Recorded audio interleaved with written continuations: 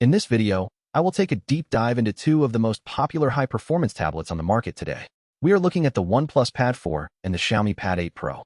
Both of these devices aim to offer a premium experience without the massive price tag of some other major brands, but they take very different approaches to get there. First, let us talk about that striking display on the OnePlus Pad. It maintains that unique 7:5 aspect ratio, which feels a lot like reading a real book or working on a standard sheet of paper. It is fantastic for productivity and side-by-side multitasking. On the other hand, the Xiaomi Pad 8 Pro leans into a more traditional cinematic widescreen format.